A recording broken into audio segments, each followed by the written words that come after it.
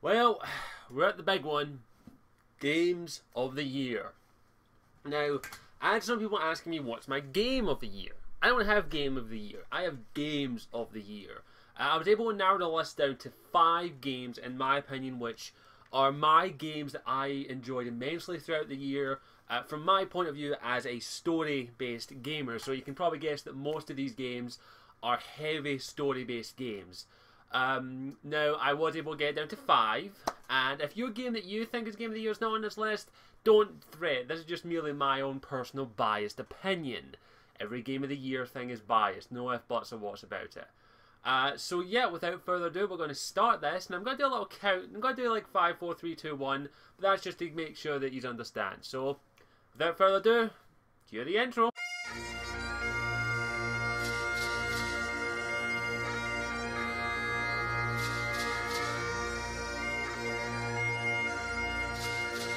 Warriors Year-End Videos.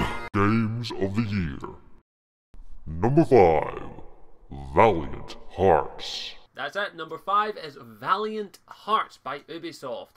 This was Ubisoft's attempt at a indie game, as they call it, but you can't make an indie game if you're a big game developer like Ubisoft. Now, not counting Ubisoft, other stuff, of course, I really enjoyed Valiant Hearts. But that's not from a gameplay point of view or a soundtrack point of view, the soundtrack was actually really good, but from a story-based game point. This game barely had any voice acting. It was always a narrative, or some voice acting was used at certain points. But this game heavily focused on its art style and the way that it was used with the characters and their verbal and their body language and all that. Very cutesy art style for something that's very tragic. The story focuses on several characters throughout World War One, each suffering some form of tragedy, whether it be basically the father who's trying to reunite his daughter with her husband, who was a German in France who got kicked out because of the war. Well, not kicked out, actually forced out. And he just wants to see them back together, and that's why he joined the war. And he also has quite a patriot as well, but he was doing it for his daughter more than anything. Or the nurse who's trying to save her father from the evil Germans, which that was a bit cartoony, but that was kind of enjoyable. Or the American who's fighting in it because he lost his wife to the war, and he wants a little bit of vengeance. Which, if you go further, when you get further in the story, he eventually realizes that that's not the answer that he's looking for. There are some elements of the story that were a bit cheesy, but they tried to add a bit of humour to it. But at the same time, it still added something to the game, the way they developed it and used it to actually plug at your heartstrings and all that, especially towards the end.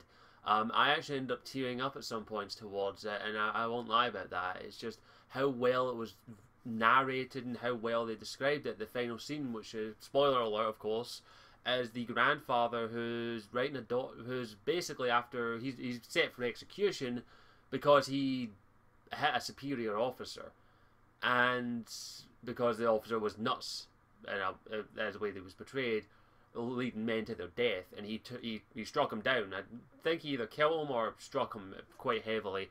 And the final thing is like you literally walking him to his death, execution by a shooting range, and the narration of the voice actor used to voice it is just him reading out his final letter to his daughter. And it's such a heartfelt moment that I won't spoil everything about it, but I would highly recommend playing Valiant Hearts just to experience that. That scene alone was just absolutely beautifully well done, well told, and I absolutely loved it. Now, it's not for everyone. The game is not for everyone. It is fairly short. You could probably beat it in a day or two, in all honesty. But I felt that it did deserve to be a mention on the Game of the Year because it just had an excellent story, in my opinion. And I absolutely loved it. And it did touch on the horrors of war as well as the pluses, not the positives, but it did show that it was just a different take on war, in my opinion, as is most war games we play today are Call of Duties, and not a lot of them focus on the people who were involved in the war, the everyday people who didn't really want to be involved in the war but ended up having no choice but to do it. And I really liked it. They chose World War One to tell that story, because that was one of the most tragic and horrible and world-changing events that happened in our recent history. and I definitely think Valiant Hearts did a good job at displaying that, and I would recommend it. So Valiant Hearts is at least one of my games of the year. Number 5 at least. Thank you. Hey there, thank you for watching the video. I hope you enjoyed it, regardless of whatever the video topic was about, because I know I'm a complete nut tit sometimes. If you want to check out any of my other further content, all you have to do is click on the little Scottish Warrior 92 thing down in the bottom there to take you to the channel and check out the rest of my videos. If you want to follow me on my social medias, it's just Scottish Warrior 92 everywhere else. And also, if you want to help support the channel, all you have to do is pop in the link in the description to my Patreon page, patreon.com/Scottish Warrior 92, in which if you feel like my content is worth it, you can donate $1 a month to help continue to support this channel and help me make this into a full-time gig. Feel free to go check out the Patreon page to make sure it is to your liking and you actually want to spend $1 a month on this shitty channel.